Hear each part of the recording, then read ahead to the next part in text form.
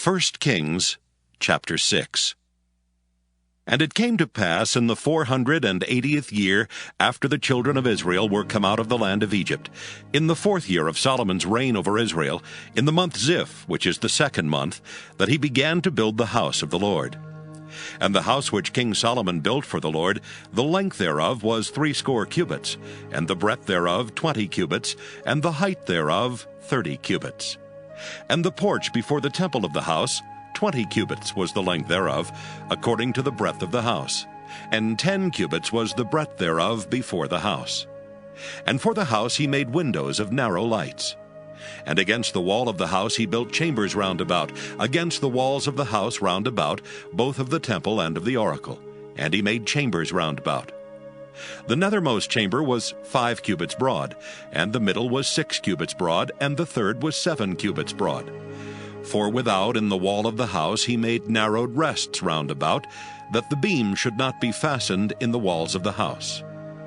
And the house, when it was in building, was built of stone made ready before it was brought thither, so that there was neither hammer nor axe nor any tool of iron heard in the house while it was in building. The door for the middle chamber was in the right side of the house, and they went up with winding stairs into the middle chamber, and out of the middle into the third. So he built the house and finished it, and covered the house with beams and boards of cedar.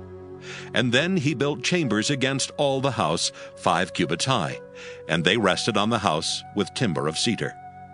And the word of the Lord came to Solomon, saying, Concerning this house which thou art in building, if thou wilt walk in my statutes and execute my judgments, and keep all my commandments to walk in them, then will I perform my word with thee which I spake unto David thy father. And I will dwell among the children of Israel, and will not forsake my people Israel. So Solomon built the house and finished it. And he built the walls of the house within with boards of cedar, both the floor of the house and the walls of the ceiling. And he covered them on the inside with wood, and covered the floor of the house with planks of fir. And he built 20 cubits on the sides of the house, both the floor and the walls with boards of cedar. He even built them for it within, even for the oracle, even for the most holy place. And the house, that is the temple before it, was 40 cubits long.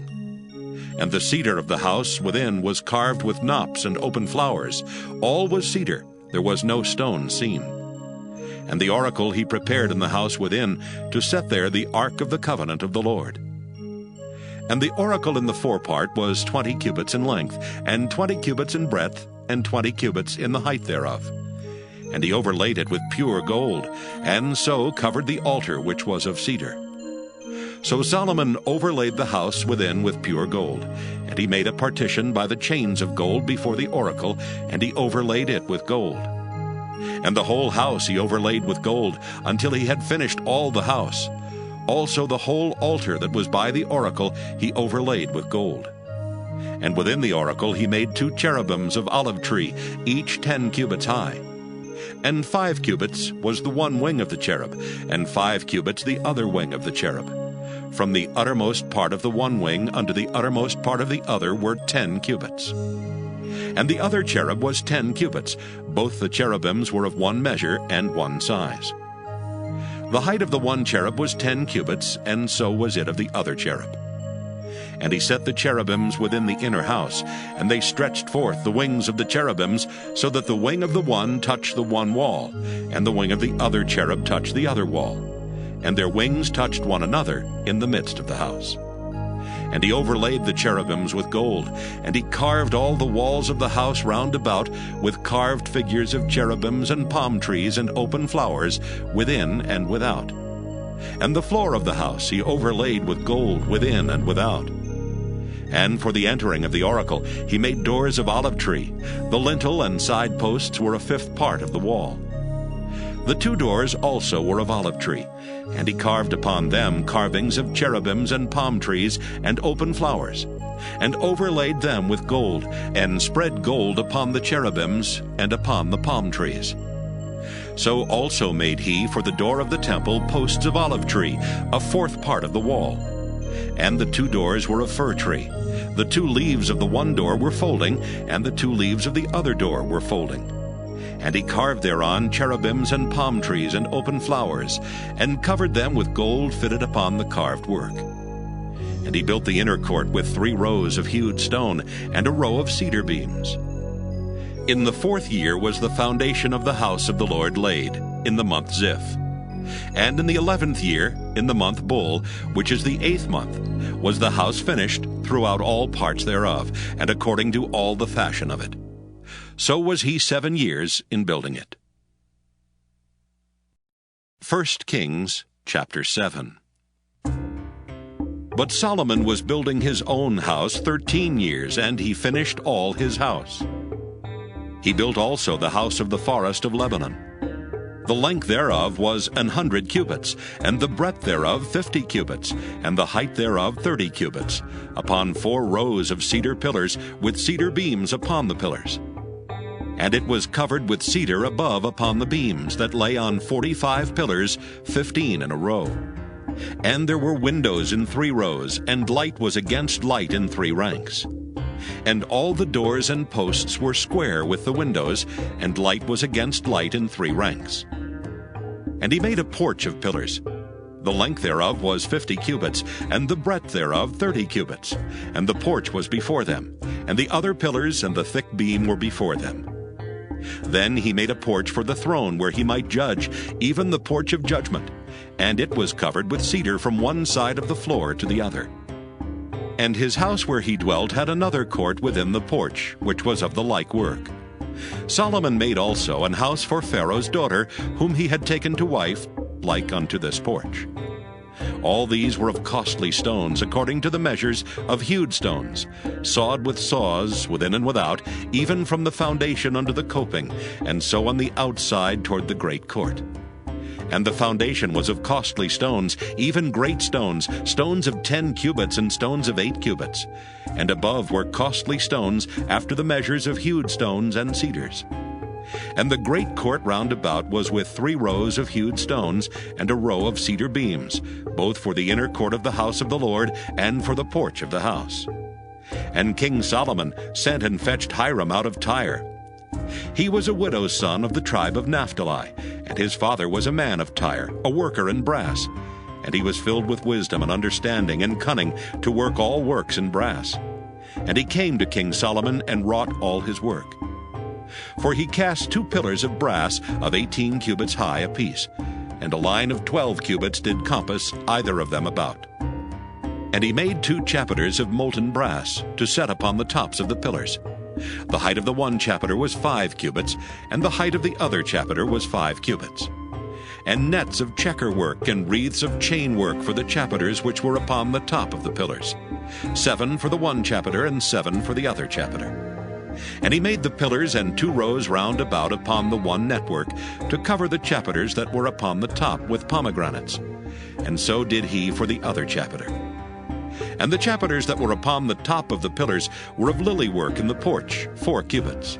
And the chapiters upon the 2 pillars had pomegranates also above, over against the belly, which was by the network. And the pomegranates were 200 in rows round about upon the other chapiter. And he set up the pillars in the porch of the temple, and he set up the right pillar, and called the name thereof Jachin. And he set up the left pillar, and called the name thereof Boaz. And upon the top of the pillars was lily work. So was the work of the pillars finished.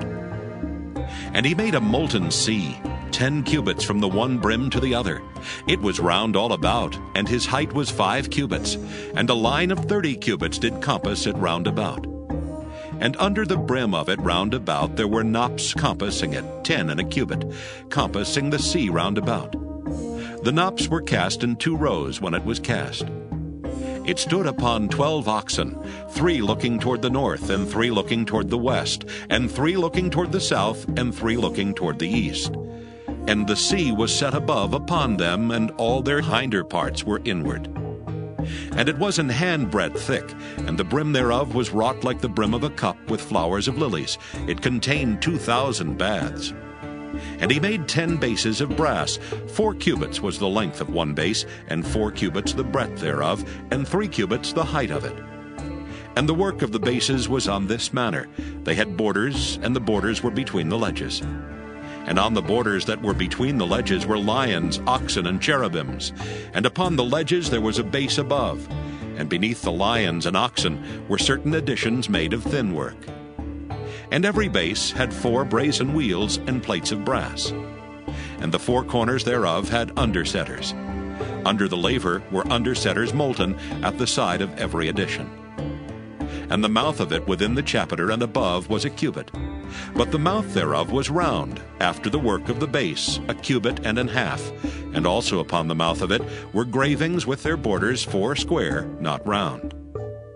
And under the borders were 4 wheels, and the axle trees of the wheels were joined to the base, and the height of the wheel was a cubit and half a cubit. And the work of the wheels was like the work of a chariot wheel. Their axle trees and their naves and their felloes and their spokes were all molten. And there were 4 undersetters to the 4 corners of one base, and the undersetters were of the very base itself. And in the top of the base was there a round compass of half a cubit high. And on the top of the base the ledges thereof and the borders thereof were of the same. For on the plates of the ledges thereof, and on the borders thereof, he graved cherubims, lions, and palm trees, according to the proportion of every one, and additions round about.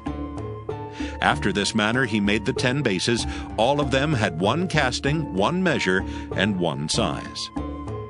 Then made he 10 lavers of brass. 1 laver contained 40 baths, and every laver was 4 cubits, and upon every one of the 10 bases 1 laver. And he put 5 bases on the right side of the house, and 5 on the left side of the house. And he set the sea on the right side of the house eastward over against the south. And Hiram made the lavers and the shovels and the basins. So Hiram made an end of doing all the work that he made King Solomon for the house of the Lord. The 2 pillars and the 2 bowls of the chapiters that were on the top of the 2 pillars, and the 2 networks to cover the 2 bowls of the chapiters which were upon the top of the pillars.